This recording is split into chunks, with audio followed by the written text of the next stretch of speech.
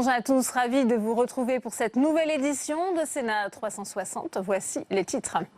Patrick Kanner, élu président du groupe PS du Sénat, l'ancien ministre de la Ville l'a remporté contre une autre ancienne ministre, la sénatrice Laurence Rossignol, alors que le groupe LR recevait Laurent Wauquiez, venu mobiliser ses troupes à quelques jours du Conseil national du parti. Vous l'entendrez dans un instant.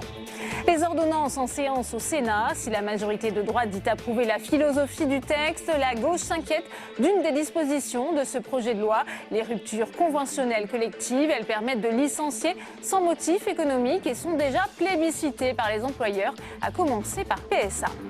Les questions d'actualité au gouvernement, c'est à suivre en direct et en exclusivité sur notre antenne dans un quart d'heure. Parmi les thèmes abordés, Notre-Dame-des-Landes et les zadistes, la situation dans les prisons ou encore l'exposition universelle 2025. Et je vous rappelle que vous pouvez réagir à tous nos débats sur Twitter avec le hashtag Sénat360. Pour m'accompagner cet après-midi, Tamtra Nui et Mickaël Zamès en direct du Sénat. Le multiplex, c'est tout de suite.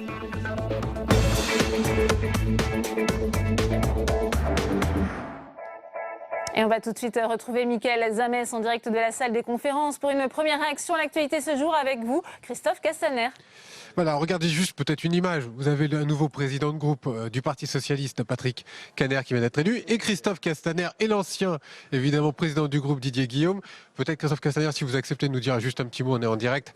On est au Sénat, bien entendu, et à partir de demain, le président du Sénat va présenter, on va dire, ses vœux sur la réforme constitutionnelle. Et on entend de plus en plus le bruit possible référendum. C'est vrai ou pas ? Mais vous savez, le président de la République l'a évoqué lui-même quand il a réuni le Congrès à Versailles. Ça n'est pas notre volonté, ça n'est pas notre choix, mais le président de la République a pris des engagements devant les Français. Nous souhaitons les tenir. Les engagements, c'est la baisse du nombre de parlementaires au Sénat comme à l'Assemblée nationale, mais c'est aussi le non-cumul dans le temps. Les Français ont fait le choix en juin à l'Assemblée nationale d'un renouvellement en profondeur de la vie politique. Je pense que le non-cumul va permettre à la fois la féminisation, mais aussi le renouvellement. Et là, à l'instant, on a croisé notamment le président du groupe LR, ici, qui nous a dit que ce sont deux lignes rouges. Donc pour l'instant, le dialogue de sourds. Écoutez, le président du groupe LR peut avoir une opinion qui est d'ailleurs été conforme à celle de son candidat, François Fillon. Mais je crois que les Français ont fait un choix. Je pense qu'aujourd'hui, chacun doit en responsabilité entendre l'aspiration des Français au renouvellement de la vie politique. Celui qui ne fera pas le renouvellement, ce sera quoi ? Ah mais moi, je n'ai pas à distribuer des bons points ou des mauvais points, et encore moins à dire à un sénateur, un président de groupe ou un président du Sénat ce qu'il doit penser ou ce qu'il doit faire. Mais vous savez comme moi qu'il y a la possibilité effectivement du référendum, c'était le début de votre question. Celle-ci n'a pas été écartée par le président de la République, mais notre souhait, c'est celui du dialogue avec les deux chambres pour trouver une solution qui soit conforme aux aspirations des Français. Sortons des logiques politiciennes, sortons des consignes des partis politiques pour entendre les Français qu'ils souhaitent un renouvellement en profondeur de la vie politique. On a bien entendu, c'est une solution qui n'est pas écartée à l'heure actuelle par le président de la République, mais est-ce que c'est simplement une menace ou une option ? Ça n'est ni une menace, c'est au moins une option, mais c'est une option constitutionnelle. Il y a même deux types de référendums dans la Constitution qui sont prévus. Mais ça n'est pas une menace non plus, dès lors que le président de la République l'a évoqué en invitant les responsables de nos deux chambres, les présidents de nos deux chambres, à dialoguer en lien avec la garde des Sceaux pour trouver des solutions dès le mois de juillet de l'année dernière. L'article 11, notamment, permet justement de saisir le référendum sans passer forcément par les parlementaires. Là aussi, c'est une option envisagée. Moi, je ne vais pas rentrer dans le détail du type de référendum, j'en reste sur la question du principe. Vous savez, je suis toujours à l'aise quand je dois défendre la parole du président de la République, quand à la fois elle est confortée parce qu'elle c'était dans son projet politique, le contrat qu'il a passé avec les Français au soir du second tour, mais aussi c'est conforme à ce qu'il a dit aux sénateurs et aux députés quand il les a réunis en congrès. Merci beaucoup Christophe Castaner d'avoir répondu en direct à nos questions. Et dans un instant, Patrick Kanner, donc le nouveau président du groupe socialiste, sera à notre micro. Merci à vous Mickaël. Et justement, vous en parliez, c'est donc l'ancien ministre de la Ville qui a remporté la présidence du groupe socialiste au Sénat face à Laurence Rossignol par 27 voix contre 25. Il succède ainsi à Didier Guillaume qui a démissionné la semaine dernière et devra s'atteler à présent au rassemblement. Samia Dechir. Il y a une semaine, Didier Guillaume annonçait son retrait de la vie politique. Ce matin, les sénateurs socialistes devaient donc choisir un successeur à leur président de groupe. Vous avez une idée pour qui voter ? Je vais voir qui est candidat. Grand favori, Patrick Kanner a rallié à sa candidature celle de Jean-Pierre Sueur qui hésitait à se présenter. Face à lui, la sénatrice de l'Oise, Laurence Rossignol, proposait une coprésidence paritaire à la tête du groupe. Jean-Marc Todeschini a quant à lui renoncé à sa candidature dite de rassemblement. Votre formule de rassemblement, finalement, Dans la mesure où elle n'est pas acceptée par un des candidats, je ne vais pas rajouter de la division, c'est tout. Il n'y avait donc que 2 candidats sur les rangs, 2 anciens ministres de François Hollande. Mais après une campagne éclair d'1 semaine, peu de suspense quant aux résultats. Patrick Kanner a été largement élu avec 47 voix sur les 78 sénateurs du groupe. Il restera sur la même ligne politique que son prédécesseur, une opposition constructive à la politique du gouvernement. Nous nous opposerons quand nous estimons que les mesures prises vont dans le sens contraire de ce que nous pensons être l'intérêt du pays. Et en même temps, nous serons attentifs à d'autres propositions qui peuvent être conformes à ce que nous espérons être l'intérêt de notre pays. Avec 25 voix, Laurence Rossignol a donc été battue. C'était la 2e fois que la sénatrice de l'Oise tentait sa chance après avoir déjà échoué fin septembre face à Didier Guillaume. Et c'est comme le foot, à la fin, c'est toujours un homme qui gagne. À en croire plusieurs sénateurs, la séance s'est déroulée dans un climat apaisé. Cette nouvelle présidence permettrait même de calmer les divisions qui minent régulièrement le groupe. Et justement, on retourne à la salle des conférences pour une première réaction de Patrick Kanner. Il est à votre micro, Mickaël Zamès. Première réaction, Patrick Kanner. Vous estimez aujourd'hui qu'il y a un changement de la ligne politique du groupe? C'est ce que vous voulez incarner? Non, vous savez, le groupe était très clair.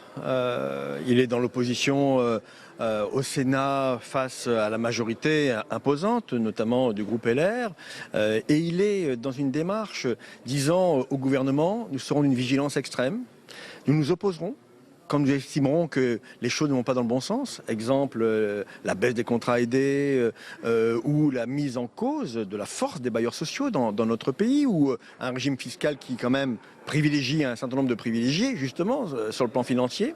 Donc, il est clair que nous saurons nous opposer, mais nous voulons être aussi une force de proposition. Et c'est dans cet équilibre que le groupe m'a élu ce matin assez largement président de cette instance. Didier Guillaume, lui, se disait ouvertement Macron-compatible. Est-ce que vous le dites aussi? Oh, vous savez, chacun peut mesurer que j'étais le collègue au ministère de celui qui deviendra quelques mois plus tard président de la République. Donc j'ai beaucoup de respect pour le président de la République, pour sa fonction, pour ce qu'il représente, pour la France naturellement. Et en même temps, moi je suis président d'un groupe qui est un groupe visant à montrer toute sa force. Et sa force, c'est savoir dire, au moment donné, nécessaire, nous serons contre, quand cela nous semblera mauvais. Exemple, le projet de loi de finances. Nous avons voté contre ce projet de loi de finances, celui aménagé par la majorité LR, mais aussi nous aurions voté contre le projet de loi de finances porté par le gouvernement. Vous étiez un peu engagé quand même pour le congrès, vous, à titre personnel, pour le congrès futur du Parti Socialiste. Est-ce que vous allez vous retirer de vos engagements aujourd'hui au niveau national? J'ai pris l'engagement devant le groupe ce matin et je me l'applique depuis maintenant plus d'1 semaine, depuis que je suis potentiellement candidat, à ne pas importer au sein du groupe les débats qui ont lieu naturellement au sein du Parti Socialiste en particulier. Donc effectivement, je ne prendrai plus aucune position public. Ça n'empêche pas que j'ai mes sentiments, que j'ai mes préférences, mais le groupe doit être au-dessus. Le groupe socialiste au Sénat, le groupe socialiste et républicain du Sénat doit être totalement imperméable à des contraintes extérieures qui pourraient remettre en cause son unité. Et le mot d'unité et de rassemblement sont pour moi des mots extrêmement importants. Merci beaucoup. Patrick Kanner, donc le nouveau président du groupe socialiste au Sénat. Merci beaucoup d'avoir répondu à nos questions. Merci Mickaël pour cette première réaction. Laurent Wauquiez était devant le groupe des sénateurs et les Républicains. Le président des LR est venu exposer la ligne de son parti à quelques jours d'un conseil national très attendu. Jérôme Rabier. Pour sa première venue devant le groupe Les Républicains du Sénat, le nouveau patron du parti veut rassembler. Discours apaisé, perspective tracée où tout le monde peut se retrouver. Fini les phrases chocs et place à toutes les sensibilités de la famille des Républicains. Le message d'une droite qui se reconstitue, d'une droite qui doit être à l'image du Sénat, c'est-à-dire inclure une majorité qui inclut des courants différents et qui soit élargie, qui soit constructive. Alors que le parti entame sa reconstruction avec un conseil national ce samedi à la Mutualité, Laurent Wauquiez veut s'appuyer sur le Sénat, seul bastion où la droite a fait mieux que résister. Moi, je vais avoir besoin du Sénat. Parce que je suis convaincu qu'au fond, face à un président de la République très tourné vers une approche très parisienne, il y a besoin au fond de cette force qu'incarnent les sénateurs, qui est la voix des territoires. C'est ce qu'on va porter ensemble.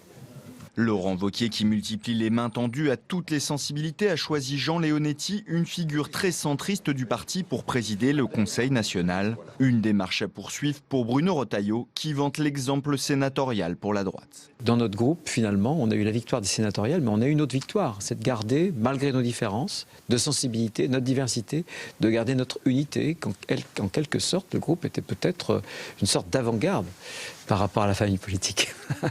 Après les vagues de départ ou de mise en retrait des Républicains, Laurent Wauquiez doit maintenant lancer la reconstruction du parti, où les sénateurs sont amenés à jouer un rôle important. Et je vous propose d'écouter la réaction de Bruno Retailleau, le président du groupe LR, qui s'est exprimé sur les propositions de réforme constitutionnelle qui seront formulées demain par Gérard Larcher. Il était au micro de Mickaël Zamès, on écoute. Non, il n'y a pas de révélation. Simplement, nous avons dit notre disponibilité pour parler des sujets de la révision constitutionnelle. En revanche, il y a un certain nombre de lignes rouges. Sans doute que la plus importante concerne la territorialisation des élus, aussi bien des députés que des sénateurs.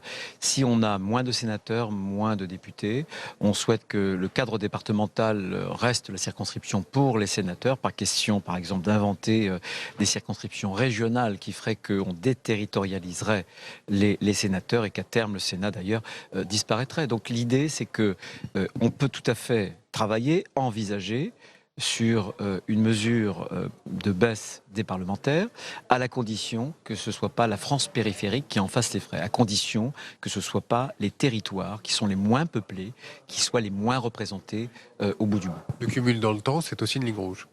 C'est une ligne rouge, ou moins. Je situe cette ligne rouge en deçà de la première, qui est des élus enracinés dans les territoires. Et pour ce qui nous concerne, nous, je viens d'en parler, pour les députés, c'est la dose proportionnelle. Une forte dose proportionnelle, en réalité, réduira les députés qui seront territorialisés dans des circonscriptions et du coup affaiblirait la représentation, là encore, des territoires les plus ruraux. Une procédure accélérée qui se généraliserait, ça aussi, c'est quand même une ligne rouge ou pas pour les sénateurs? Je pense que en France, le problème n'est pas d'avoir encore et encore plus de lois, mais des lois mieux faites. Si vous accélérez l'agenda, d'abord, vous savez que l'agenda, c'est souvent le gouvernement qui est à la traîne, à la ramasse, notamment avec les décrets. Mais je pense que l'objectif pour les Français, ce ne soit pas qu'on les ensevelisse sur toujours plus de lois et de normes. En revanche, il faut leur proposer des lois qui soient meilleures, qui puissent, si j'ose dire, se rapprocher des préoccupations quotidiennes du terrain. Est-ce que vous croyez... Je veux bien accélérer. Et d'ailleurs, il y a une procédure qui existe. Cette procédure est de plus en plus utilisée. Mais ce n'est pas ce qui va révolutionner les choses. Simplement, moi, ce que je dis, je mets en garde ceux qui pensent qu'il suffit de faire les lois encore plus rapidement parce qu'on en ferait encore plus, louperaient, je pense, l'objectif d'une bonne loi. Et d'un mot, vous croyez à la menace du référendum prônée par l'Élysée, visiblement? Ah, écoutez, Jupiter peut faire tomber la foudre sur qui il veut, donc tout ce que disent les uns et les autres doivent être pris au sérieux. Non, ce qui n'est pas, je pense, favorable à la discussion, c'est quand j'entends l'un ou l'autre brandir cette menace-là avant même qu'on ait commencé à discuter. Soit on discute, ou s'il n'y a pas la place à la discussion, économisons du temps et allons au référendum. Merci beaucoup. Merci Mickaël. Les ordonnances réformant le Code du travail en débat au Sénat. Après le feu vert de la Haute Assemblée en commission, l'adoption de ce texte devrait se faire sans heurts. Pour en parler, on va tout de suite retrouver Tam Tranui. Vous suivez pour nous, Tam, les débats depuis la tribune de presse de l'hémicycle. Et je le disais, le climat parlementaire est plutôt favorable pour ce projet de loi. Oui, effectivement, lors de la discussion générale, on a tout d'abord entendu la ministre du Travail, Muriel Pénicaud, qui a eu un propos assez général. Dans un discours d'une demi-heure, elle a fait valoir les bienfaits des ordonnances, notamment pour les PME, ce qu'elle a présenté comme leur caractère équilibré, mais aussi la rapidité avec laquelle elles sont appliquées. Il est vrai que l'on commence à voir déjà l'application concrète de ces ordonnances, et notamment les ruptures conventionnelles collectives chez Pimki, PSA ou encore la Société Générale, un sujet sur lequel la ministre est revenue tout à l'heure. On l'écoute. Cette rupture conventionnelle collective ne vise pas tous les cas, elle vise le cas où une entreprise qui souhaite se réorganiser, anticiper, se restructurer, souhaite le faire ainsi que les organisations syndicales en évitant le traumatisme d'un licenciement et sur lequel tout le monde est d'accord. Les conditions sont claires. 1, il faut que l'employeur et les organisations syndicales majoritaires s'accordent sur les conditions. 2, que l'ensemble des salariés soient strictement volontaires. Et 3, qu'il y ait une homologation des directs du ministère du Travail pour vérifier les conditions dans lesquelles c'est fait. Et ce qui est clair, c'est que ce n'est pas la droite qui va chercher à mettre des bâtons dans les roues du gouvernement.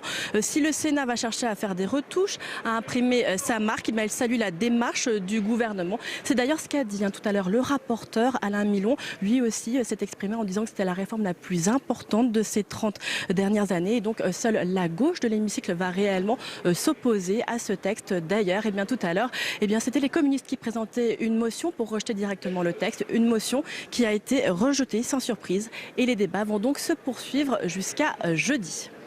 Merci à vous, Tam, pour toutes ces précisions. Dans un instant, on va prendre la direction de l'hémicycle pour suivre la séance de questions d'actualité au gouvernement. Je vous le disais, parmi les thèmes abordés cet après-midi, l'aéroport de Notre-Dame-des-Landes. Il ne sera pas construit. Le gouvernement a tranché la semaine dernière. Une première question sera d'ailleurs posée sur la question des zadistes. Faut-il les évacuer et si oui, comment? Autre thème abordé cet après-midi, il sera question de la situation dans les prisons. Le Premier ministre Édouard Philippe se dit prêt à des indemnités supplémentaires pour les gardiens de prison. Il s'est exprimé à l'Assemblée nationale et il sera interpellé sur ce thème cet après-midi. On l'écoute. Monsieur le Premier ministre, Mesdames et Messieurs les ministres, mes chers collègues, l'ordre du jour appelle les questions d'actualité au gouvernement.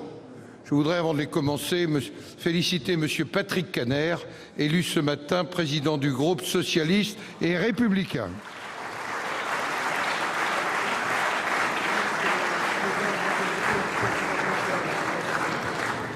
Je vous rappelle que la séance est retransmise en direct sur Public Sénat, sur notre site internet et sur Facebook.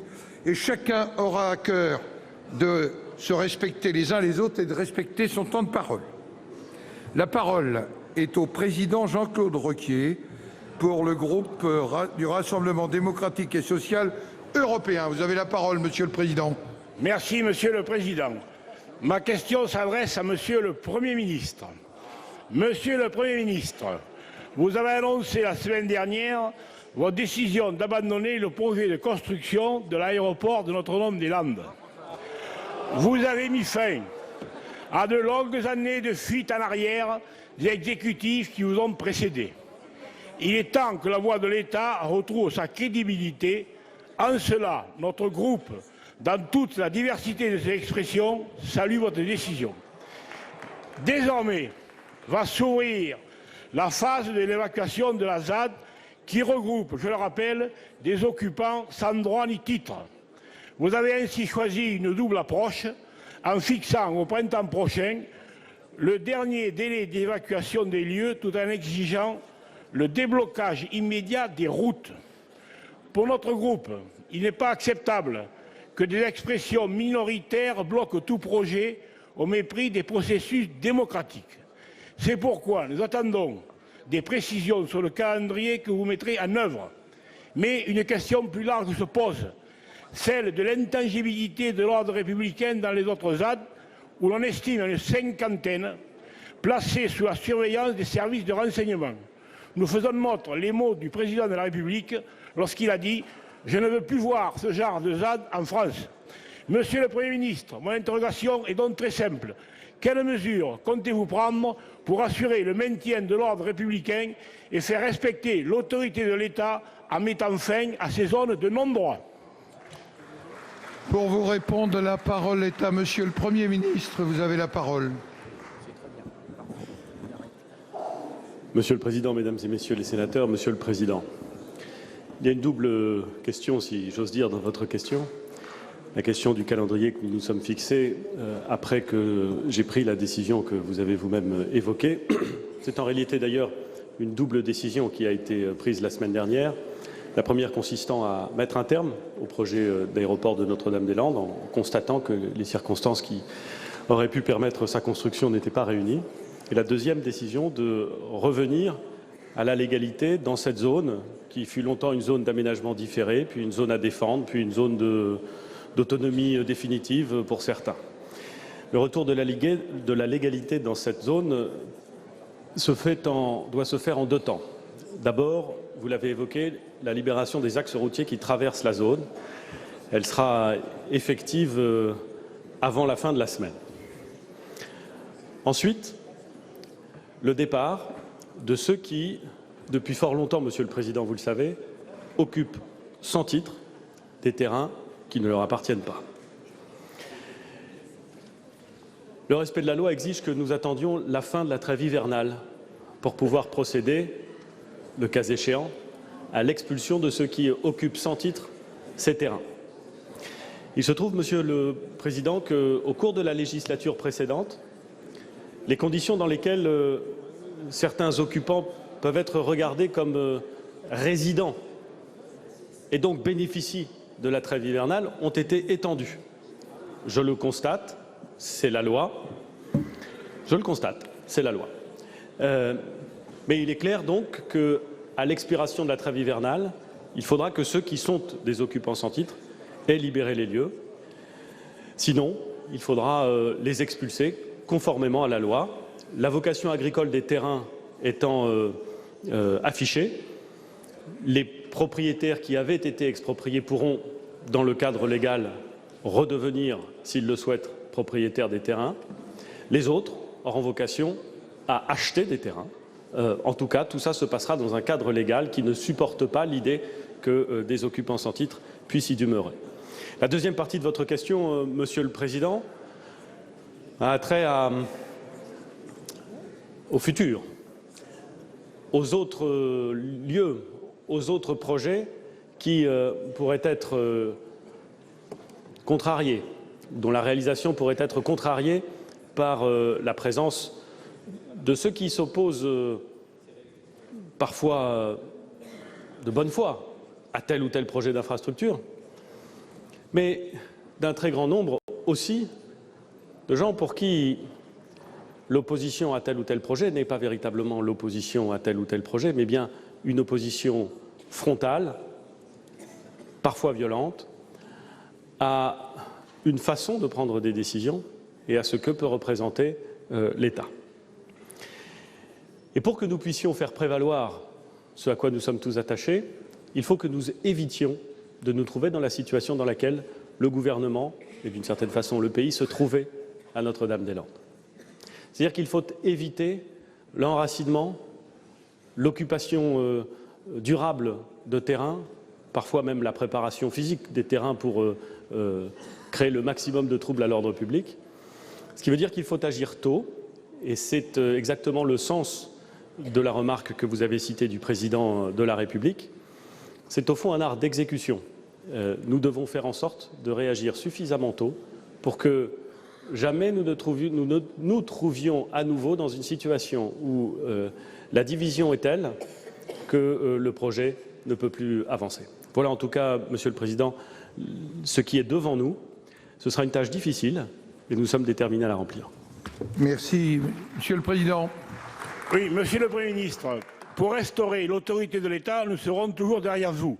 Mais pour les ZAD, ce sera beaucoup plus difficile que de baisser la vitesse à 80 à l'heure.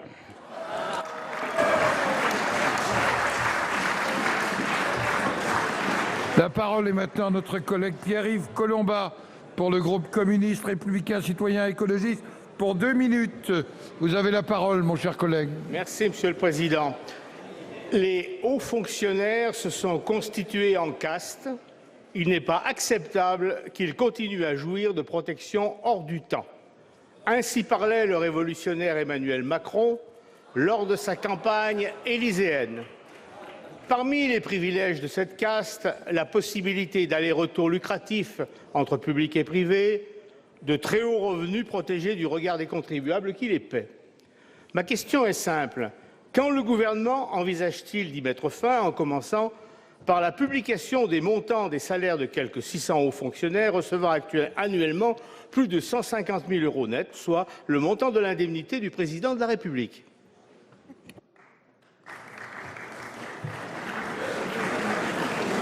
Pour vous répondre, la parole est à Monsieur Olivier Dussopt, secrétaire d'État auprès du ministre de l'Action et des Comptes publics. Vous avez la parole. Merci Monsieur le Président, Mesdames, Messieurs les sénateurs, Monsieur le sénateur Collombat. Vous évoquez la question de la rémunération des hauts fonctionnaires et il faut préciser que cette rémunération, je crois pour la clarté du débat, est encadrée est encadré par des règlements et des lois qui fixent un certain nombre de plafonds sur les niveaux de rémunération dans la fonction publique en général et pour l'encadrement en particulier. Il faut d'abord rappeler aussi, pour la clarté toujours du même débat, que l'amplitude des rémunérations dans la fonction publique varie de 1 à 11, alors que dans le secteur privé, l'écart est de 1 à 70, ce qui relativise le procès fait actuellement à la fonction publique. Et de la même manière, il faut aussi souligner que les niveaux de responsabilité confiés et les qualifications requises justifient, dans l'immense majorité des cas, les traitements qui sont versés. Le déploiement du régime indemnitaire qui tient compte des fonctions de suggestion, d'expertise et d'engagement professionnel permet progressivement de franchir une nouvelle étape dans la transparence et la cohérence des rémunérations. Les sous-directeurs et chefs de service des administrations centrales sont régis par ce dispositif depuis début 2017, les emplois de direction de l'administration territoriale de l'État depuis juillet 2017, et ainsi le plafond de leur rémunération indemnitaire est fixé à 74 000 €. Pour ce qui concerne les préfets et les sous-préfets, ils sont soumis à ce même régime depuis le 1er janvier 2018. Vous évoquez un ouvrage qui fait référence aussi à un référé de la Cour des comptes qui date d'octobre 2017. Ce référé demande deux choses au gouvernement: mettre un terme aux irrégularités. C'est un travail engagé depuis le début des années 2000 et aujourd'hui ne subsiste que 7 situations qui relèvent d'un droit qu'on peut qualifier d'exorbitant et en cours de règlement. Et le gouvernement actuel a prévu l'extinction de ces dispositifs au 1er janvier 2019 plutôt que 2023 comme précédemment programmé. Enfin, il est demandé de mettre fin à la surrémunération des administrateurs généraux des finances publiques. C'est en cours avec une volonté d'équité et de cohérence. Il faut noter que de 2013 à 2017, leur nombre a baissé de 15%, leur rémunération de 10%, et que nous sommes en voie de suppression du grade le plus élevé. Il y a transparence, il y a volonté de mettre en cohérence, et il y a aussi volonté de protéger l'ensemble de la fonction publique des accusations qui ne pourraient porter sur quelques-uns ou sur l'héritage du passé. Monsieur Collombat. Monsieur le secrétaire d'État, si je comprends bien, la réponse à ma question c'est « touche pas à ma bureaucratie céleste, touche pas au Grisby ». En fait, de la révolution annoncée, ce n'est même pas une émeute, un simple produit marketing pour se faire mousser. Bien. La parole est au président Patrick Kanner pour le groupe socialiste et républicain, Monsieur le Président. Avec mes remerciements, Monsieur le Président Larcher, pour vos félicitations. Monsieur le Président, Monsieur le Premier ministre, mes chers collègues, depuis samedi dernier, plusieurs villes de la région d'Afrin, au nord de la Syrie, sont pilonnées par les forces armées turques. Ciblant des sites militaires de l'YPG, acronyme pour Unité de protection du peuple, organisation participant des forces démocratiques syriennes, ces bombardements ont occasionné des victimes civiles nombreuses et parmi elles de nombreux enfants. Cette situation est aussi dramatique qu'inquiétante à plus d'un titre. Dramatique parce que cette zone gérée par les Kurdes est l'une des rares parties du pays à avoir été épargnée jusqu'alors par les combats. Dramatique également parce que ce conflit complexe par le nombre et l'opacité des acteurs en présence charrie depuis ses origines les germes d'un embrasement régional. En intervenant troupe au sol à l'appui, Ankara prolonge le conflit et bouscule le rapport de force interne au sein des forces libres syriennes. Éloignant un peu plus les perspectives de paix, le président Erdogan, reçu par l'Élysée en début d'année, a d'ailleurs déclaré qu'il n'y aurait pas de retour en arrière. Pourtant, l'YPG, mes chers collègues, est connu pour ses faits d'armes contre l'État islamique et a contribué largement à la défaite de ce dernier sur le terrain. C'est donc un élément essentiel du front commun contre le terrorisme qui est aujourd'hui attaqué. Inquiétante enfin parce qu'il s'agit d'une intervention militaire d'un État membre de l'Alliance Atlantique en violation des règles les plus élémentaires du droit international. La France a été justement à l'initiative pour qu'une réunion d'urgence du Conseil de sécurité des Nations Unies se tienne sur le sujet. Pouvez-vous nous informer de l'issue de cette réunion, Monsieur le Premier ministre? Par ailleurs, Monsieur le Premier ministre, nous souhaitons également connaître les mesures envisagées par la France pour que cette opération, baptisée de manière provocante rameau d'olivier, soit stoppée et qu'un cessez-le-feu intervienne dans les plus brefs délais, alors que les États-Unis semblent se désengager totalement de cette région. Il y a urgence, Monsieur le Premier ministre. Pour vous répondre, la parole est à Monsieur le Premier ministre. Monsieur le Président, Mesdames et Messieurs les sénateurs, Monsieur le Président Caner, permettez-moi d'abord de saluer votre prédécesseur, Monsieur le Président Guillaume, qui a choisi de tourner la page politique. Je voudrais le saluer et permettez-moi, Monsieur le Président, de vous adresser également mes félicitations pour la confiance dont vous honorent les sénateurs du groupe socialiste. Monsieur le Président, si nous n'ouvrons pas de perspectives politiques crédibles en Syrie, la défaite annoncée, attendue, de Daesh risque de se traduire par une mutation des conflits. Turcs contre Kurdes, Kurdes contre Arabes, Israël contre Hezbollah dans la région, etc. La France a eu plusieurs fois l'occasion de le rappeler, dans les médias, dans les instances internationales, comme ici au Parlement. Eh bien, Monsieur le Président, aujourd'hui nous y sommes. C'est ça que nous devons avoir en tête, c'est ça qui est en train de se produire. La Turquie a engagé, il y a 4 jours, dans la région d'Afrin, au nord de la Syrie, une opération militaire que vous avez évoquée. Cette opération répond à des inquiétudes sur leur sécurité formulées par les Turcs, sur la frontière avec la Syrie, et nous pouvons entendre les inquiétudes formulées par le gouvernement turc. Mais la priorité doit rester le combat contre Daesh, qui n'est pas terminé et qui est encore devant nous. Et l'opération turque intervient à un moment où la situation humanitaire, à raison de la guerre terrible qui s'y développe depuis maintenant de longues années, est incroyablement fragile. Le régime et ses alliés conduisent des bombardements indiscriminés contre les populations à Idlib.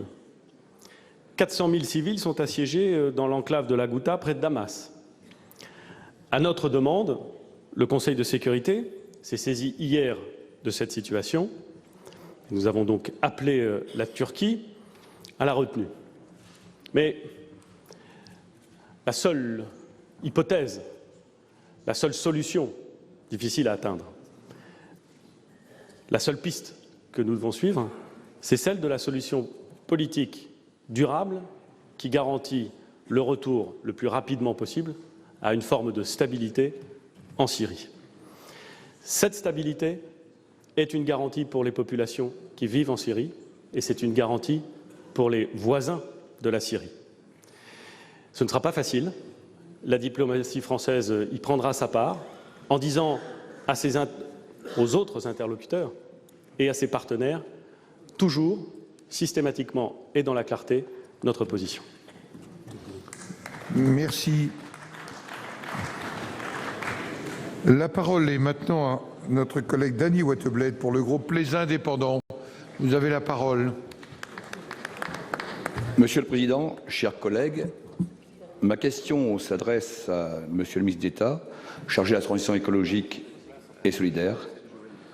Monsieur le ministre, afin d'améliorer la qualité de l'air et des conditions de circulation sur son territoire, la métropole européenne de Lille a décidé de mettre en place le concept innovant de péage inversé, inspiré de l'expérience réussie aux Pays-Bas à Rotterdam. Cela consiste à inciter les automobilistes qui circulent sur des grands axes aux heures de pointe à utiliser d'autres modes de transport et de déplacement ou à reporter leur trajet en dehors de ces périodes. Une incitation financière de 2 € par trajet évité leur sera ainsi proposée. Cette initiative, appelée Écobonus Mobilité, est le projet phare du pacte État-Métropole signé le 17 février 2017. Il constitue une réelle opportunité d'innover pour trouver des solutions concrètes et rapides au phénomène de congestion routière constaté dans toutes les grandes métropoles ou toutes les grandes agglomérations françaises. En cela, il répond aussi à l'objectif de diffusion possible aux autres métropoles en cas de succès de l'expérimentation de la métropole de Lille. Madame la ministre des Transports s'est déclarée mercredi dernier favorable à la mise en œuvre de péages urbains par les collectivités ainsi qu'à l'initiative de péages inversés. Or, le cadre juridique reste à clarifier pour permettre à une collectivité de mettre en œuvre directement un péage inversé. La phase de recrutement des participants volontaires nécessite le recours à des caméras de lecture automatisées de plaques et donc à un traitement de données à caractère personnel. Comment envisagez-vous d'accompagner la métropole européenne de Lille parallèlement à la phase de travail parlementaire qui va s'engager, de manière à ce que le président de la métropole de Lille, M. Damien Casselin, puisse lancer rapidement cette expérimentation et ainsi alimenter la loi en préparation sur les éventuelles mobilités pour permettre une généralisation à d'autres collectivités. Je vous remercie. Pour vous répondre, la parole est au ministre d'État, ministre de la Transition écologique et solidaire. Monsieur Nicolas Hulot, vous avez la parole. Merci Monsieur le Président, Mesdames, Messieurs les sénateurs, Monsieur le sénateur Wattebled. D'abord, permettez-moi d'excuser Elisabeth Borne qui n'a pas pu être là cet après-midi. Comme un hasard du calendrier, le 30 janvier prochain, c'est-à-dire mardi prochain, la France est convoquée, c'est moi qui y répondrai, par la Commission européenne en raison d'un dépassement régulier des seuils de pollution atmosphérique. Vous le savez, mais ça paraît toujours étonnant, ce fléau est soupçonné de provoquer près de 48 000 décès prématurés dans notre pays. Donc face à ce fléau, on ne peut pas se résigner, ce qui n'est pas le cas. On est mobilisé avec les territoires, les élus qui prennent toute leur part dans la réduction de toutes les pollutions et notamment celles qui sont liées au chauffage, à l'industrie, mais comme vous l'avez évoqué aussi au transport automobile. Si on veut donner aux collectivités les moyens de construire une mobilité durable et de rendre les villes à nouveau respirables, la loi autorise depuis 2010 l'expérimentation des péages urbains, mais seulement à titre expérimental et pour 3 ans. Le principe de ce dispositif, il est simple, permettre aux collectivités qui le souhaitent d'inventer des solutions qui incitent au report modal, à l'usage des transports en commun ou encore du vélo. Comme vous l'avez dit, la métropole de Lille envisage par exemple ce modèle de péage inversé que je trouve de mon point de vue très malin. D'abord, je pense qu'il faut essayer, c'est ce que font les pays nordiques, puis si ça ne marche pas, on revoit la décision, avec le versement d'incitations financières, de bonus, en d'autres termes, aux conducteurs qui acceptent de choisir d'autres modes de transport que la voiture pendant les heures de pointe. Il y a d'autres mesures qui sont envisagées, comme notamment simplifier la création de voies dédiées aux covoitureurs sur les axes d'entrée dans les grandes agglomérations. Voilà, pour accompagner ces collectivités, donc pour répondre à votre question, nous travaillons avec le ministère de l'Intérieur pour développer les outils, notamment numériques, qui vont leur permettre d'avancer tout en respectant la vie privée de nos concitoyens. Et ces mesures seront intégrées dans la loi d'orientation sur la mobilité. Je vous remercie. Merci, Monsieur le ministre d'État. La parole est maintenant au président Bruno Retailleau pour le groupe Les Républicains.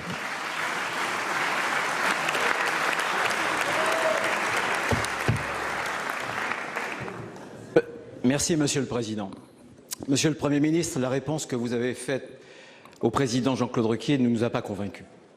Parce qu'en réalité, à Notre-Dame-des-Landes, c'est bien le chantage à la violence qui a gagné, qui a payé. Il a payé malgré 179 décisions de justice, toutes favorables. Il a payé malgré la légitimité du suffrage universel, malgré la promesse, malgré l'engagement solennel du président de la République. L'abandon de Notre-Dame-des-Landes, en réalité, c'est le triomphe des ultras.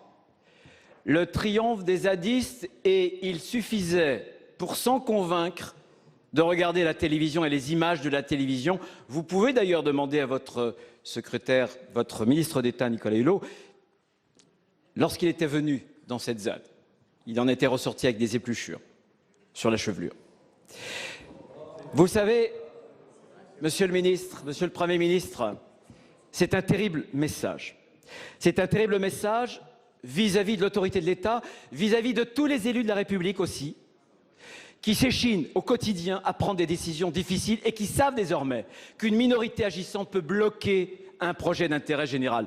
C'est aussi un message terrible vis-à-vis de nos territoires de l'Ouest, des Pays de la Loire. Il y a quelques semaines, nous avons appris que notre grand port maritime n'était plus au niveau d'un port national. Et désormais, vous nous avez appris mercredi dernier que pour prendre l'avion, il faudrait d'abord prendre le train pour aller à Paris. À Paris, toujours à Paris. Est-ce là, Monsieur le Premier ministre, la conception que vous vous faites de l'aménagement du territoire? Vous avez pris une décision, il faut désormais prendre vos responsabilités. Que ferez-vous pour accompagner désormais le désenclavement de l'Ouest et des Pays de la Loire? Pour vous répondre, la parole est à Monsieur le Premier ministre. Vous avez la parole. Monsieur le Président, Mesdames et Messieurs les sénateurs, Monsieur le Président Retailleau, j'entends dans votre question de la déception, de la colère et de l'inquiétude. Je ne suis pas sûr de pouvoir faire disparaître la déception, je suis même certain du contraire. Je ne suis pas sûr de pouvoir faire passer la colère, j'espère au moins pouvoir donner quelques réponses et quelques raisons de faire baisser cette inquiétude. Oui, mercredi dernier, j'ai pris une décision. Elle n'était pas facile. Elle était fondée sur l'ensemble des éléments qui étaient en ma possession au moment où j'ai dû la prendre. Sur l'ensemble des procédures, des décisions de justice, des consultations qui avaient été rendues depuis le début très ancien de cette procédure. Sur l'ensemble des consultations que j'avais conduites avec les élus locaux et nationaux, que j'ai eu le plaisir, je le dis, de rencontrer et d'écouter. Sur une analyse d'une situation qui m'est apparue une situation exceptionnelle, une situation de division exceptionnelle, une situation que, et pardon Monsieur le Président, car ce que je vais dire vous heurtera peut-être, une situation que collectivement notre pays a laissé se développer depuis bien longtemps déjà sur la zone de Notre-Dame-des-Landes. Et en disant cela, je ne pointe les responsabilités de personne, je formule un constat. Les occupations illégales ont commencé il y a plus de 8 ans, vous le savez comme moi. Les tentatives dans le passé d'évacuer la zone ont échoué. Et nous nous trouvons aujourd'hui dans une situation où, à la différence, et c'est une différence, pardon, mais je crois que c'est une différence, à la différence de beaucoup d'autres projets où des oppositions locales existent, mais où un mouvement puissant, laissant à penser qu'effectivement l'infrastructure de transport, par exemple, concernée, va apporter un plus, nous étions dans une situation de division et une situation où chacun était comme entranché dans ses positions, allant vers un affrontement certain. J'ai considéré que, au regard de tous ces éléments, il fallait à la fois prendre une décision et en sortir. C'est la raison pour laquelle j'ai dit que cette décision était irrévocable. Et qu'il fallait rétablir ce qui, depuis trop longtemps, n'était qu'un mythe, l'état de droit sur la zone. Cela passe par le rétablissement de la circulation routière, qui est interrompue depuis bien longtemps, Monsieur le Président, vous le savez parfaitement, et l'occupation illégale des terres, ce qui sera fait dès lors que la trêve hivernale sera achevée. Reste le problème de fond, qui est un problème difficile, celui des besoins de mobilité du Grand Ouest, Bretagne, pays de la Loire. Reste le besoin de meilleures connexions aux grandes infrastructures aéroportuaires, aux flux de développement économique. Et la question est posée.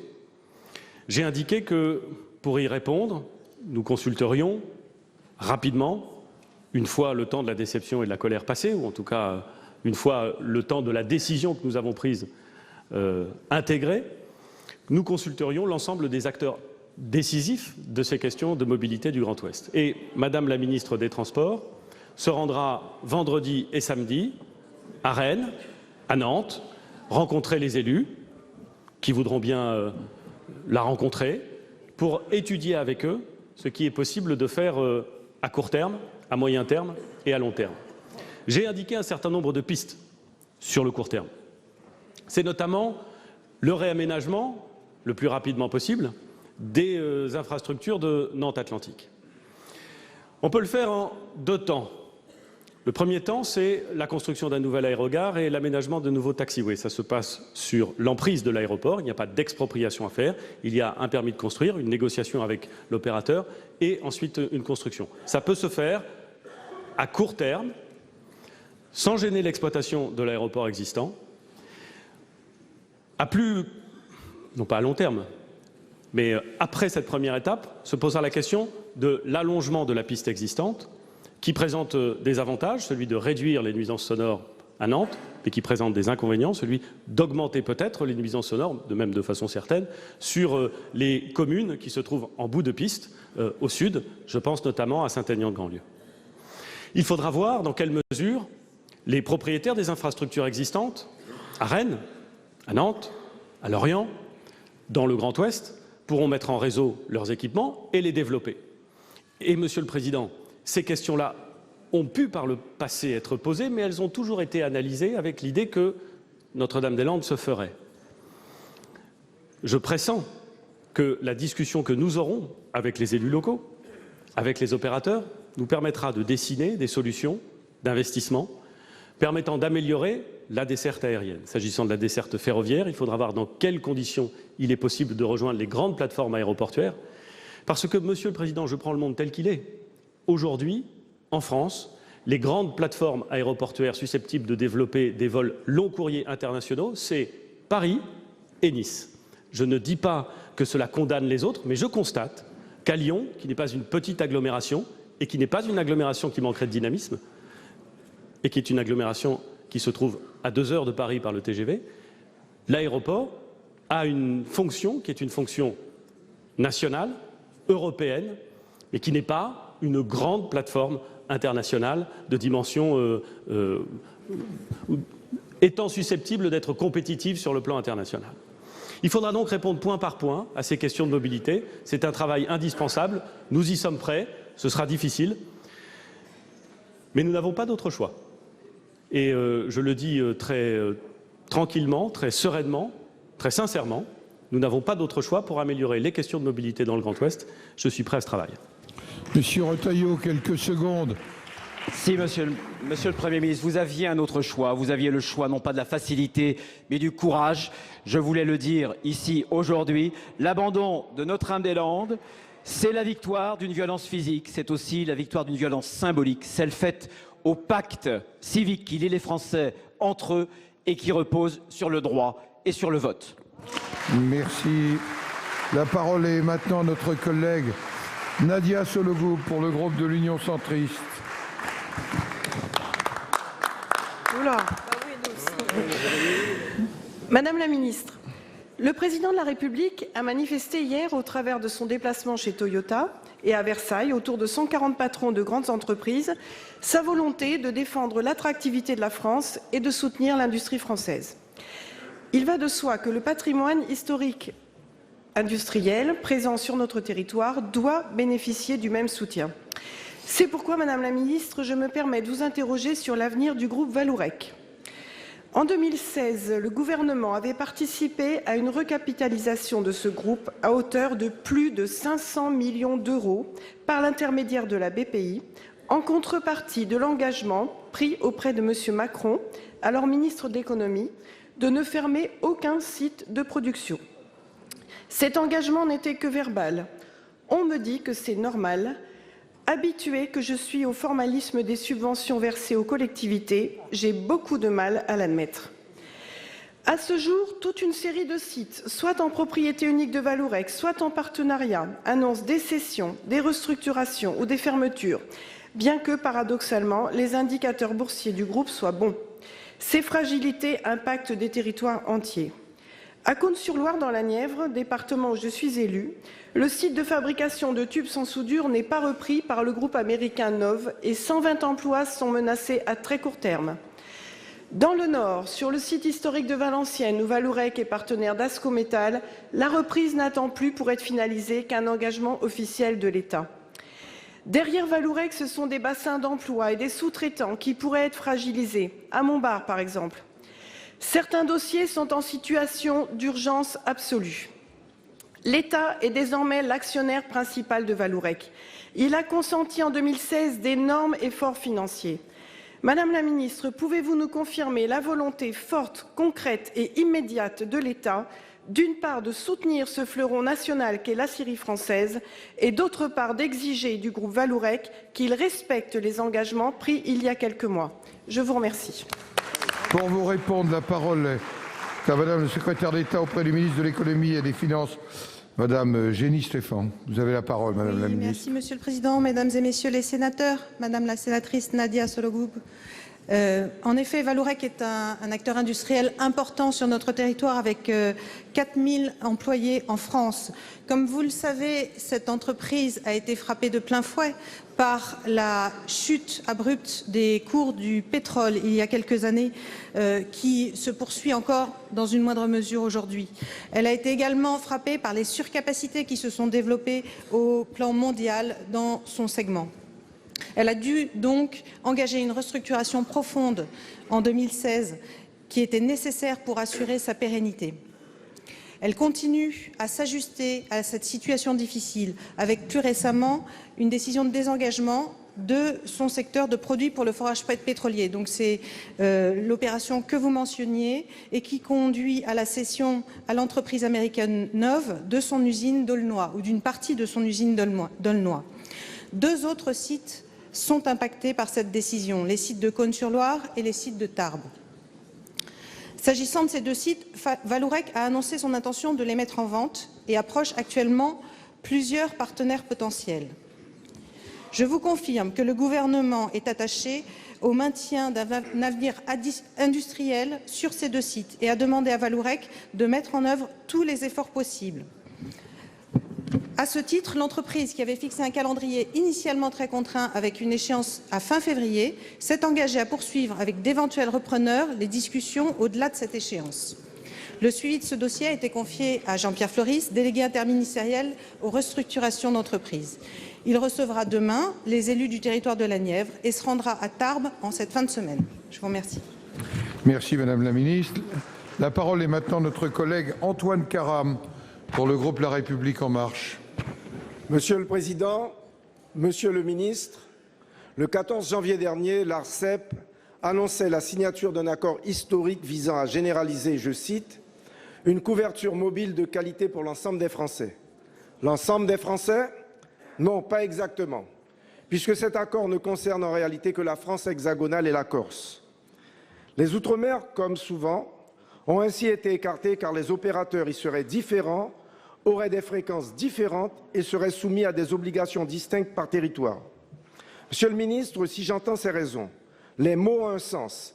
Et lorsque l'ARCEP se prévaut d'un accord historique pour tous les Français, nos concitoyens ultramarins sont en droit de s'interroger. À vrai dire, il leur suffit de consulter le site monréseaumobile.fr pour comprendre qu'ils ne sont visiblement pas des Français comme les autres, la carte de la France se limitant là encore à l'Hexagone et à la Corse. Les besoins sont bien réels.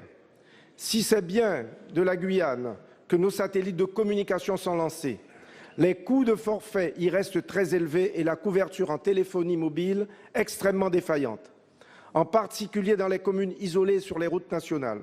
Certes, des efforts sont faits. L'attribution en 2016 de nouvelles fréquences aux opérateurs ultramarins a permis de commercialiser des services mobiles à très haut débit. Mais là encore, les engagements des opérateurs sont-ils et seront-ils à la hauteur? Rappelons qu'en 2015, l'ARCEP avait dû retirer leurs fréquences à 3 d'entre eux suite à des retards de déploiement et de paiement. Dans ce contexte, nous ne pouvons que regretter, voire dénoncer, que nos territoires ne soient pas, avec leurs particularités de marché respectives, intégrés pleinement à un accord aussi ambitieux. Aussi, Monsieur le Ministre, vous le savez, le défi de la résorption de la fracture numérique que nous avons à relever ensemble est immense, mais aussi fondamental. C'est pourquoi je souhaiterais avoir des précisions sur la stratégie que le gouvernement entend déployer outre-mer pour renforcer les obligations des opérateurs et mettre fin, une bonne fois pour toutes, aux zones blanches. Je vous remercie. Pour vous répondre, la parole est au ministre de la Cohésion des Territoires. Monsieur Jacques Mézard, vous avez la parole. Merci, Monsieur le Président, Mesdames et Messieurs les sénateurs, Monsieur le sénateur Karam. Je pense pouvoir vous rassurer en 3 points. Premier point sur l'Internet fixe, en vous indiquant que les Outre-mer sont pleinement intégrés dans la feuille de route qu'avait annoncée Monsieur le Premier ministre le 14 décembre à Cahors. 90 millions d'euros de subventions de l'État sont déjà engagés pour soutenir la couverture en Internet fixe sur les 8 territoires ultramarins. Et pour la Guyane, une enveloppe supplémentaire de 40 millions d'euros a été actée et va être dégagée. En ce qui concerne la téléphonie mobile, effectivement, les opérateurs ne sont pas identiques. Ils utilisent des fréquences différentes avec des calendriers adaptés et sont soumis à des obligations distinctes par territoire. Donc nous avons lancé un travail qui est en cours avec l'ARCEP pour identifier les besoins spécifiques, les outils adaptés et pour arriver à une couverture de qualité généralisée dans le même calendrier que le territoire hexagonal, ce que je tiens à affirmer devant vous. Et nous réunirons prochainement les collectivités, les opérateurs concernés pour préciser la feuille de route et voir comment les futures attributions de fréquences outre-mer peuvent constituer un outil pertinent pour renforcer les obligations des opérateurs mobiles. Et ce sera un chantier inscrit dans les assises de l'outre-mer. Troisième point, vous avez à juste titre mentionné l'enjeu des cartes de couverture. Et je tiens à vous dire que les opérateurs seront tenus dans les territoires ultramarins à compter de juillet 2018, de publier sur leur site les cartes de couverture de leurs services mobiles et nos compatriotes d'outre-mer, que nous n'oublions pas, auront la même transparence sur le niveau et le rythme d'équipement fixe et mobile qu'en métropole. Merci, Monsieur le Ministre. La parole est maintenant à notre collègue Olivier Léonard pour le groupe du Rassemblement démocratique et social européen. Vous avez la parole. Monsieur le Président, chers collègues, ma question s'adresse à Monsieur le Premier ministre. Nous sommes très préoccupés par l'intervention militaire turque. Notre collègue Patrick Kanner l'a dit à l'instant. Intervention dans la province kurde syrienne d'Afrin en violation du droit international. Alors que la coalition internationale affronte dans la province d'Idlib l'ex-front al-Nosra, la branche syrienne d'Al-Qaïda, les forces turques bombardent l'enclave kurde d'Afrin, située au nord de la ville martyre d'Alep. Depuis dimanche, une intervention terrestre est en cours et les correspondances font état de nombreuses victimes civiles. La Turquie mène l'assaut contre l'une des rares villes syriennes qui a jusqu'ici échappé à la destruction et servi de refuge à des milliers de déplacés syriens, une ville dont le seul crime est d'être dirigée par les forces kurdes. Or, ces forces sont nos alliés. Elles sont nos alliés dans la guerre contre Daesh. Ce sont celles qui, à Kobané, ont infligé une défaite sans appel à Daesh. Elles ont mis hors d'état de nuire des milliers de djihadistes et participé à la libération de tous les territoires syriens occupés par Daesh, y compris Raqqa, capitale de leur soi-disant califat. Alors que l'engagement des Kurdes à nos côtés n'est plus à démontrer, nous savons aussi que des parlementaires et des maires kurdes élus démocratiquement sont aujourd'hui emprisonnés en Turquie.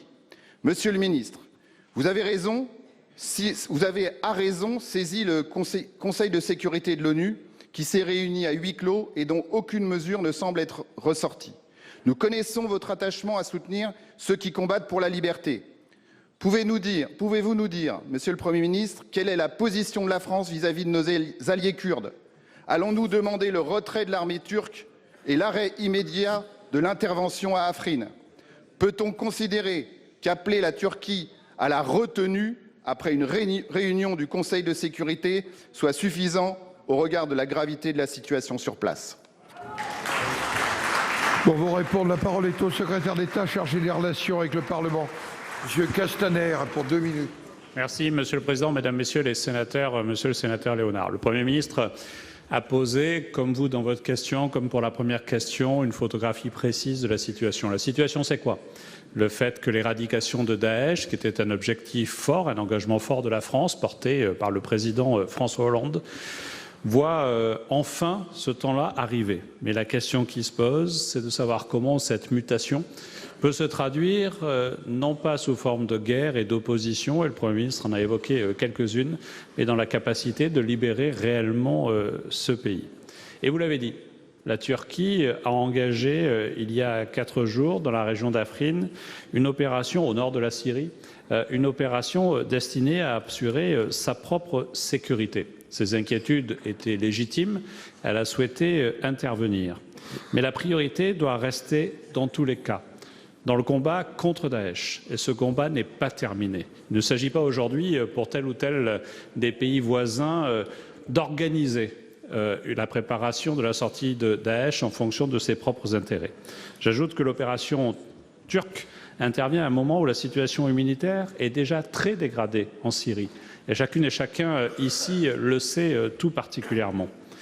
Et puis, le régime et ses alliés conduisent des bombardements indiscriminés contre les populations, et vous l'avez dit, à Idlib. Vous avez évoqué ces civils qui sont aujourd'hui menacés. Ce sont 400 000 personnes, 400 000 femmes, hommes, enfants, qui sont assiégés dans l'enclave de la Ghouta près de Damas.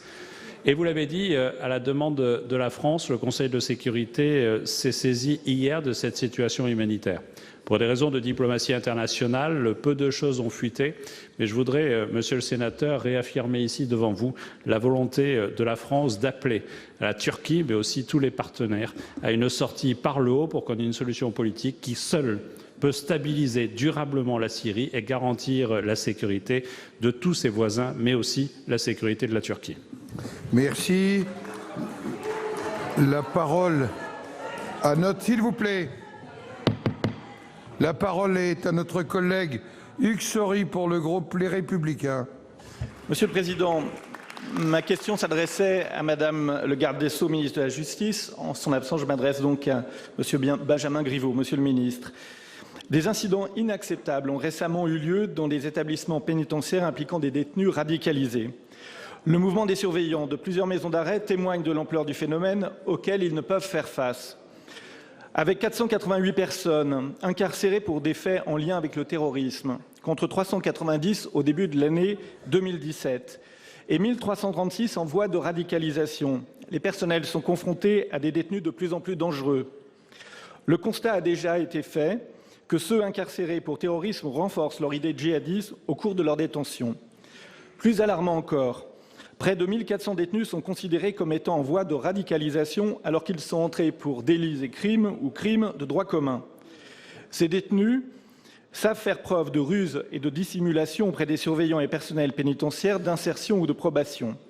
Dans un passé récent, des programmes spécifiques ont été mis en place, tels le regroupement des détenus au sein de quartiers. Au vu des résultats infructueux, cette politique a été abandonnée à l'automne 2016. L'ONU vient de tirer la sonnette d'alarme en adressant une série de recommandations sur les atteintes aux droits de l'homme dans l'Hexagone et a appelé la France à améliorer la gestion de ses prisons dans un contexte de surpopulation carcérale. Monsieur le ministre, votre collègue a annoncé un plan pénitentiaire global. À cet égard, quels moyens vous engagez-vous à prendre pour assurer la sécurité des personnels pénitentiaires face aux détenus violents? Et enfin, pouvez-vous nous indiquer des mesures concrètes qui seront prochainement adoptées pour gérer les détenus radicalisés et éviter que nos prisons ne soient davantage des lieux de radicalisation et d'apprentissage du terrorisme? Pour vous répondre, la parole est à Benjamin Griveaux, secrétaire d'État auprès du Premier ministre et porte-parole du gouvernement. Merci, vous avez la parole, Monsieur le ministre. Merci, Monsieur le Président. Mesdames et Messieurs les sénateurs, Monsieur le sénateur Hugues Saury, je veux excuser la garde des Sceaux qui était retenue place Vendôme dans le cadre des discussions engagées avec les organisations syndicales du monde pénitentiaire. Dès sa prise de fonction, la garde des Sceaux s'est rendue dans différents établissements pénitentiaires et elle a pu mesurer, comme chacun des parlementaires présents ici sur ces bancs qui a eu l'occasion de se rendre dans des établissements pénitentiaires, les difficultés rencontrées par les personnels. Le métier de surveillant pénitentiaire est un métier difficile. Le malaise de la profession est réel et les causes sont profondes, multiples et anciennes. Chacun sur ces bancs en a conscience et que les personnels pénitentiaires soient assurés à la fois de la solidarité du gouvernement et, j'en suis certain, de la représentation nationale dans la difficile mission qu'ils accomplissent pour l'intérêt général. Je veux vous dire que, suite aux actes graves qui ont été perpétrés, notamment dans les établissements de Vendin-le-Vieil et à Borgo, mais pas uniquement, des discussions ont été engagées dès le 13 février. Des discussions qui ont permis de témoigner de la solidarité du gouvernement à l'égard des agents avec des engagements concrets. Le premier, c'est la création de 1100 emplois supplémentaires dans les 4 années pour combler les postes vacants. C'est le renforcement des équipements de sécurité et pas uniquement à destination des cellules où il y a des unités avec des détenus qui sont radicalisés, mais pour l'ensemble. C'est également la mise en place de quartiers spécifiques totalement séparés du reste de la détention pour la prise en charge de détenus spécifiquement violents. C'est aussi une évaluation des dispositions législatives qui sont notamment relatives aux fouilles des détenus. Et c'est enfin, et Madame la garde des Sceaux le confirmera, l'examen, dans le cadre d'une enveloppe raisonnable, de mesures indemnitaires spécifiques et ciblées en faveur de ces personnels pénitentiaires. Voilà les propositions concrètes que le gouvernement a mis sur la table. La garde des Sceaux recevait les syndicats. Vous le savez, ils ont quitté la table des discussions. Le gouvernement en prend acte, mais appelle à la reprise du dialogue et au sens des responsabilités de chacun, car comme vous le savez, Monsieur le sénateur, cette activité ne peut pas être interrompue. Merci. Monsieur Saury? Non. La parole est maintenant à Madame Catherine Dumas pour le groupe Les Républicains. Vous avez la parole pour 2 minutes. Merci, Monsieur le Président. Monsieur le Premier ministre, c'est par voie de presse que les élus ont appris ce week-end l'abandon de la candidature de la France à l'exposition universelle de 2025. Cette décision unilatérale, précipitée et sans concertation préalable des porteurs du projet est une mauvaise nouvelle pour la France et pour la région capitale dont je suis élue. Depuis le lancement officiel de l'association Expo France 2025 en 2013, lors d'une conférence au Grand Palais à Paris, les soutiens politiques, les soutiens citoyens de tous bords sont venus renforcer cette formidable aventure collective. Cette décision est regrettable, préjudiciable pour la France à plusieurs titres. Un très grand nombre d'acteurs économiques étaient partie prenante dans ce projet, de la petite PME au plus grand nom des réussites économiques de notre pays, et en permettaient le financement. L'exposition universelle de 2025 aurait permis de mettre en valeur les savoir-faire, la capacité d'innovation de notre pays. En un mot, Monsieur le Premier ministre, contribuer à son rayonnement. Enfin, Monsieur le Premier ministre, doit-on comprendre que ce renoncement a pour corollaire l'abandon du projet de la ligne 18 du Grand Paris Express pour 2024, qui doit relier Orly à Versailles, en passant par la vitrine scientifique que constitue le plateau de Saclay? Nous attendons votre réponse, Monsieur le Premier ministre, car nous sommes inquiets. Monsieur le Premier ministre.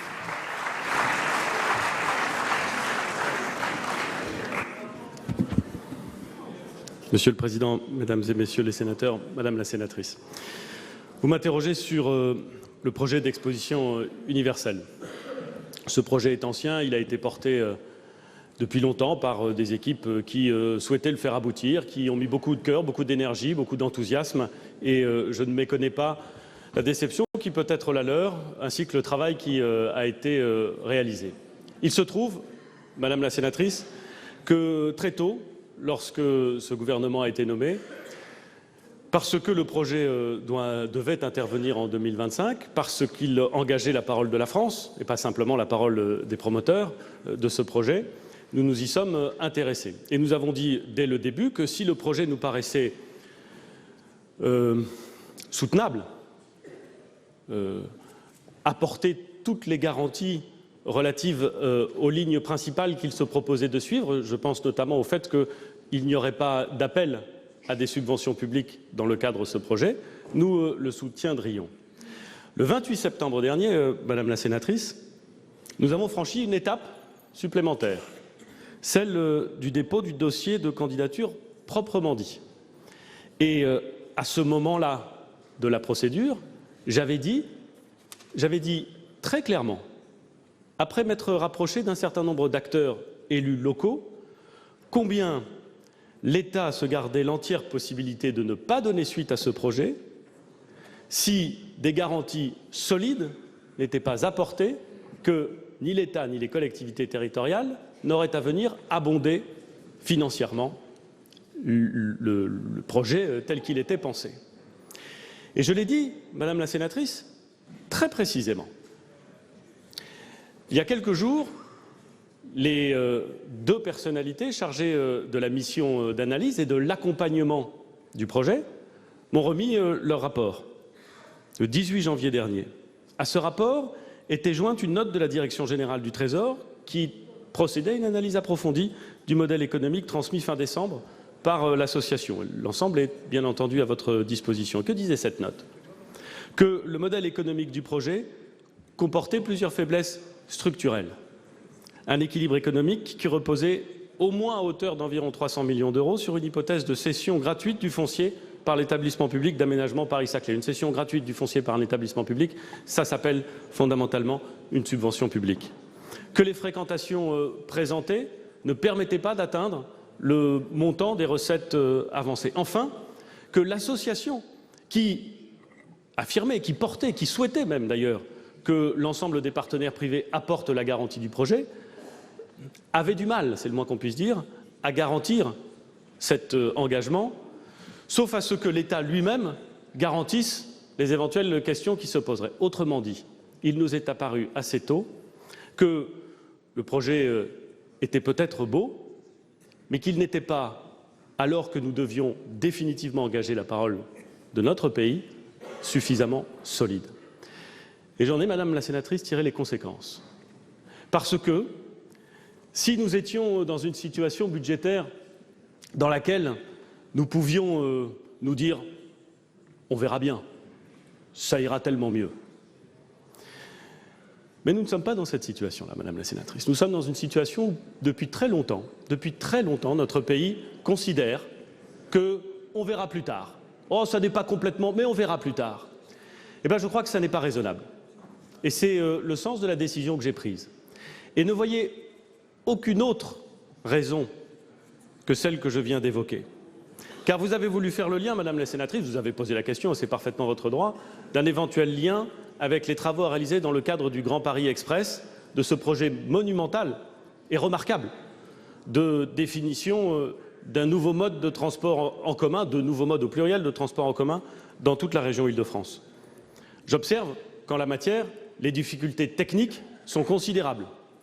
Le projet est essentiel, mais les difficultés techniques sont considérables. J'observe que la Cour des comptes nous dit que, par rapport au moment où il a été pensé et au moment où nous nous trouvons, la dérive budgétaire nécessaire pour financer ce projet est elle-même considérable. Et je pense que ni vous ni moi, Madame la sénatrice, ne pouvons faire comme si ça ne l'était pas grave, comme si, au fond, on verrait bien plus tard. Je dois donc intégrer cette dimension budgétaire. Nous devons tous intégrer cette dimension budgétaire pour faire en sorte que le projet arrive à son terme. Je le dis très clairement, Madame la sénatrice, mon objectif, c'est que le projet du Grand Paris Express arrive à son terme. Car c'est un bon projet. Mais aujourd'hui, il est sur des bases fragiles. Technologiquement, dans la réalisation des travaux, vous savez comme moi les difficultés qui sont liées au fait que les travaux du Grand Paris Express viennent croiser les travaux d'infrastructures existants, causant parfois des accidents, qui retardent le fonctionnement des réseaux ou qui perturbent le fonctionnement des réseaux du quotidien. Et nous devons donc regarder ensemble, c'est ce à quoi je me suis engagé, les conditions dans lesquelles nous pouvons faire réussir ce projet. C'est une discussion difficile et techniquement et budgétairement, mais j'y suis ouvert et nous trouverons les solutions. Merci Madame Dumas, quelques secondes. Oui, merci Monsieur le Premier ministre. Sur le premier sujet, je voudrais juste rappeler que le président de la République avait dit lui-même qu'il fallait que la France apporte sa contribution à une nouvelle ambition universelle. Donc ça ne sera pas le cas et c'est donc un mauvais message. En ce qui concerne le Grand Paris Express, j'ai bien entendu votre réponse. Les élus franciliens et les élus nationaux de toute la France souhaitent que cela ait lieu et que ça ait lieu en 2024 et non pas beaucoup plus tard parce que nous en avons vraiment besoin. Merci. La parole est à notre collègue Catherine Conconne pour le groupe socialiste et républicain. Vous avez la parole, ma chère collègue. Merci, Monsieur le Président. Madame la Ministre, votre gouvernement a annoncé vouloir faire de la lutte contre les violences faites aux femmes une priorité. Je ne peux qu'approuver. Les violences au sein des couples, dont les femmes sont les premières victimes, comptent pourtant parmi les faits les plus difficiles à déceler. En France, une femme meurt tous les 3 jours sous les coups de son conjoint. À la Martinique, le dernier homicide perpétré dans le cadre conjugal date de ce week-end. La Martinique est un territoire particulièrement touché par les infractions de violence conjugale. Le taux de criminalité en la matière est de 9,5 pour 1000 contre 4,4 au milieu national. En 2017, près d'1 millier de plaintes portant sur des faits de violence au sein du couple a été traité par les services de police et de gendarmerie martiniquais. Pour combattre un fléau, une seule arme, la connaissance, la meilleure. Aujourd'hui, seul un fait de violence conjugale sur 10 est porté à la connaissance des services de police et de gendarmerie. Cette délinquance spécifique devrait figurer de manière distincte dans les statistiques. Or, il existe un discours récurrent dans l'opinion, selon lequel les victimes de violences au sein du couple seraient difficilement appréhendées par les enquêteurs du fait du manque de moyens. Cette difficulté des services d'enquête proviendrait-elle du fait que la hiérarchie souhaite éviter ces plaintes qui obèrent les chiffres de la délinquance? Afin de mobiliser davantage nos forces de l'ordre sur cet aspect de délinquance, de favoriser la parole aux victimes et d'adapter les politiques publiques adéquates, je vous demande une chose, Madame la Ministre. Le gouvernement peut-il s'engager à réformer l'État 4001 qui recense l'activité des services de police et de gendarmerie et sert d'indicateur de la délinquance? D'une part, en créant une ligne portant sur les procédures pour violence au sein du couple, qui n'existe toujours pas alors que cette thématique est censée être une priorité nationale depuis des années. D'autre part, en classant cette ligne parmi les quelques indicateurs où une hausse des faits constatés est considérée comme positive. Une telle hausse ne signifierait évidemment pas une augmentation des faits de violence, mais une réduction de la zone grise des faits réels n'ayant fait l'objet d'aucune plainte. Alors qu'une hausse des usages de stupéfiants est considérée comme un indicateur de performance des services. Pourrait-il être de même pour les violences au sein du couple? Un tel changement ne pourrait avoir que des vertus. Ainsi, j'attends une réponse positive de votre part. Je vous remercie. Madame la ministre.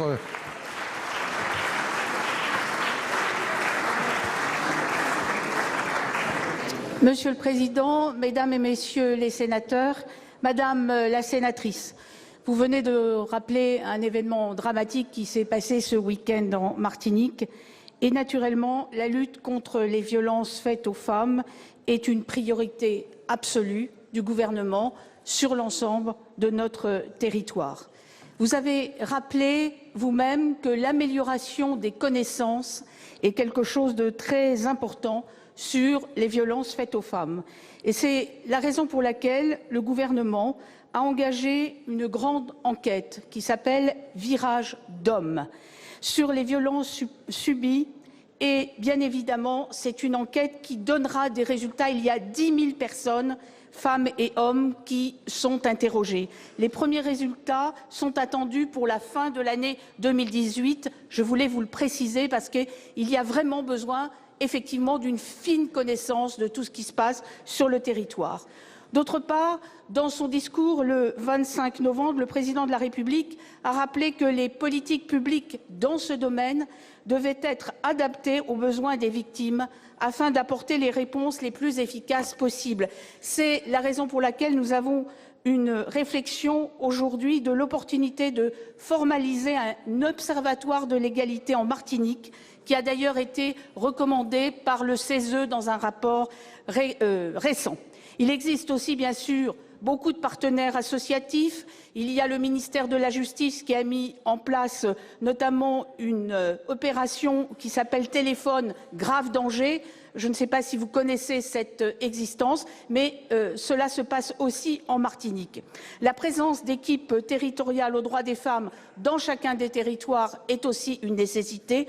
Enfin, Madame la sénatrice, je voudrais conclure en disant que dans les cadres des ateliers du Tour de France de l'égalité et dans les assises de l'outre-mer, je vous invite à aller porter effectivement cette parole des violences faites aux femmes et vous pouvez compter sur le gouvernement pour faire tout ce qu'il peut dans tous les territoires, y compris bien sûr les territoires d'outre-mer et spécifiquement en Martinique. Maintenant, la dernière question et je saluerai ensuite la délégation du Sénat du Kenya conduite par son président. La parole est à Madame Claudine Kaufmann pour 2 minutes. Merci Monsieur le Président. Ma question s'adresse à Madame la ministre des Transports. Tandis que le gouvernement adopte des mesures drastiques à l'encontre des automobilistes visant à réduire la circulation des véhicules particuliers et son incidence sur l'environnement, certaines zones de notre territoire se voient ainsi infliger cette dissuasion sans pour autant se voir proposer des solutions de transport alternatives. À cet égard, l'arrière-pays varois est un exemple révélateur. Alors que sa population a crû de 30% en 20 ans, celle-ci n'a d'autre choix que d'utiliser des véhicules automobiles pour ses déplacements. En effet, le centre Var est dépourvu de quelconque ligne ferroviaire, celle-ci ne desservant que le littoral. Est-il nécessaire de préciser que cela est une entrave conséquente au développement économique, à la création d'emplois, à la formation de nos jeunes et à la préservation de l'environnement? Pourtant, une ligne ferrée existe reliant Carnoules, Brignoles et Gardanne, offrant des possibilités de connexion vers Marseille et Nice. Cependant, celle-ci est demeurée inutilisée durant des décennies, satisfaisant ainsi certains lobbies locaux, mais au plus grand détriment de nos compatriotes. Alors que les investissements de nos réseaux ferrés se sont portés essentiellement sur les lignes à grande vitesse, pouvons-nous espérer du gouvernement qu'il considère enfin que la priorité doit être désormais les transports locaux? Puis-je espérer de votre part une attention nouvelle quant à la réhabilitation de la ligne de chemin de fer que j'ai évoquée aujourd'hui, pourvoyant ainsi à l'indispensable désenclavement du centre Var? Merci. Monsieur le ministre d'État, Nicolas Hulot, qui vous répond. Merci Monsieur le Président, Mesdames, Messieurs les sénateurs et Madame la sénatrice Kaufmann. J'excuse une fois encore l'absence d'Elisabeth Borne qui n'a pas pu être là cet après-midi. Elisabeth Borne qui a conduit les assises de la mobilité et qui ont bien défini pour priorité dans la mobilité du quotidien, c'est-à-dire celle que vous évoquez, qui permet à nos concitoyens d'aller travailler, de vivre, d'avoir des loisirs au cœur de leur territoire. La desserte ferroviaire du Var, et ça on ne peut que le concevoir et le partager avec vous, est aujourd'hui difficile et le mot est faible. Nous le savons car depuis la modernisation de la ligne avec l'arrivée du TGV dans les années 80, très peu d'investissements ont été réalisés. Donc nous savons avec Elisabeth que la situation du réseau ferroviaire est difficile, elle provoque désagréments, retards, difficultés pour les usagers et notamment justement dans les déplacements du quotidien. Vous proposez, Madame la sénatrice, une réhabilitation d'une ligne ancienne qui aujourd'hui, pour des raisons évidentes de sécurité, n'est pas en mesure de recevoir des trains. Mais de tels projets n'en sont pas moins possibles, mais le projet et son financement doivent être étudiés avec le Conseil régional dans le cadre d'un contrat plan État-région. Vous le savez aussi, le budget reste contraint et sur cette ligne en particulier, les travaux nécessaires sont excessivement importants. Elisabeth Borne a mis en place le Conseil d'orientation des infrastructures justement pour identifier les priorités, notamment avec deux objectifs principaux. Priorité à l'entretien et à la modernisation des réseaux existants, priorité au transport du quotidien. Et le Parlement a d'ailleurs été pleinement associé à ces réflexions pour établir ces priorités, mais aussi regarder les enjeux financiers, car pour moderniser les réseaux, il faut des ressources. Voilà, nous aurons donc un rapport à partir duquel le gouvernement engagera une démarche de consultation et de travail afin de pouvoir intégrer dans un texte de programmation au printemps prochain les engagements retenus sur la base des priorités que je viens d'évoquer. Je vous remercie. Madame Kaufmann, 16 secondes. Merci, monsieur. Je suivrai ce dossier avec le plus grand intérêt. Merci. Merci. Monsieur le Premier ministre, mes chers collègues, j'ai le grand plaisir, au nom du Sénat, de saluer la présence dans notre tribune officielle. Voilà pour cette séance de questions d'actualité au gouvernement que vous avez pu suivre en direct sur l'antenne de Public Sénat. On va y revenir avec mes invités sur ce plateau. J'ai le plaisir d'accueillir Loïc Hervé. Bonjour, merci d'être avec nous. Sénateur Union centriste de la Haute-Savoie. Face à vous, Michel Amiel. Bonjour, sénateur La République en marche des Bouches-du-Rhône. Avant de revenir sur cette séance, messieurs, et de parler de ces ordonnances qui arrivent cet après-midi en séance au Sénat, je vous propose d'écouter Gérard Larcher qui a reçu cet après-midi le couple exécutif corse, Gilles Simeoni et Jean-Guy Talamoni. À l'issue de l'entretien, eh bien, c'est sur un désaccord que les trois hommes se sont quittés. On écoute. Naturellement, la question constitutionnelle a été une partie importante de nos échanges. Je pense que j'ai été clair. C'est autour de l'article 72 et uniquement de l'article 72 qu'il peut y avoir un débat, un dialogue, comme avec d'autres collectivités, à statut particulier, qu'elles soient ultramarines ou en métropole. C'est donc autour de ça que j'ai proposé à ce que nos collègues élus qui représentent cette assemblée et ce conseil exécutif puissent dialoguer avec le gouvernement et que naturellement le Sénat était ouvert à ce dialogue autour de l'article 72. Il n'y a pas d'espace constitutionnel pour la co-officialité, sujet qu'on a à peine abordé, et pour le statut de résident. Sur le fond politique, lorsqu'on met bout à bout ce qui nous a été dit hier par le Premier ministre et les ministres qui l'accompagnaient et ce que vient de nous dire le président du Sénat, on se rend compte que manifestement le compte n'y est pas. Et non seulement il n'y est pas, mais on est en train de nous demander d'aller à l'abattoir et de renoncer à tout ce qui fait le fondement même de notre engagement et le fondement du mandat qui nous a été donné par le suffrage universel. Nous sommes ici pour parler de l'existence d'un peuple, de son droit à la vie, de son combat, de la reconnaissance de ses droits. Et on nous parle de technique, on nous parle d'alignement sur le droit commun. Donc je crois que manifestement, il y a un désaccord qui est profond, qui est total. Loïc Hervé, il a eu raison, Gérard Larcher, de rappeler que la République est une et indivisible. Et on sent la déception de la part des élus corses qui venaient avec beaucoup d'attentes sur les reconnaissances de la spécificité de la Corse. Absolument, je crois que le président du Sénat, dans son rôle, a rappelé que le peuple, au-delà même de la République, le peuple français est un peuple unique et qu'il ne s'agit pas de le diviser en aucune manière. Un certain nombre de choses sont possibles sur un plan institutionnel, d'organisation des collectivités territoriales, mais aussi de reconnaissance de spécificités culturelles ou linguistiques. Mais sur le fond des choses et l'unité du peuple français, nous devons, je crois, être tous sur la même ligne et soutenir cette position de l'exécutif et du président du Sénat. Une réaction rapidement, Michel Amiel. Oui, très rapidement, même avis, l'article 72, effectivement, l'administration des collectivités territoriales. Mais moi, j'ai un peu plus d'inquiétude. C'est derrière ces positions régionalistes, indépendantistes, j'ai peur que ce soit une montée de nationalisme en Europe, tel qu'on a pu le voir en Catalogne ou en Italie du Nord. C'est quelque chose d'un petit peu inquiétant. Donc tout à fait d'accord avec la position du Premier ministre et du Président du Sénat. Ouais, je voudrais vous entendre, Loïc Hervé, puisque les ordonnances sont examinées par les sénateurs. La discussion générale a débuté cet après-midi. La majorité ici s'était plutôt dit favorable à la philosophie de ce texte. Est-ce que les cas des ruptures conventionnelles collectives, comme on a pu le voir chez PSA, rebattent un peu les cartes et nourrissent des inquiétudes de la part des sénateurs sur l'application de ces ordonnances? Non, je ne crois pas. Je crois que c'était un acte fort de la part du président de la République de vouloir ces ordonnances en début de mandat. C'est un chemin qui débute, puisque les ordonnances de travail ne sont que le début. Il y en aura d'autres sur la formation professionnelle, les questions liées à l'assurance chômage ou à l'apprentissage.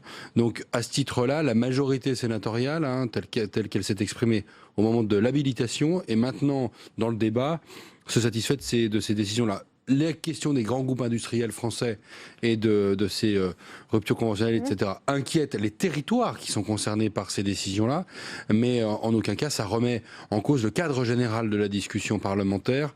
Et moi, j'étais favorable à l'habilitation, et voyant le texte, les différents textes qui nous ont été présentés, je demeure favorable et je suis impatient de la suite. Ouais, certains s'inquiètent, Michel Amiel, de plans sociaux déguisés à travers ces ruptures conventionnelles collectives.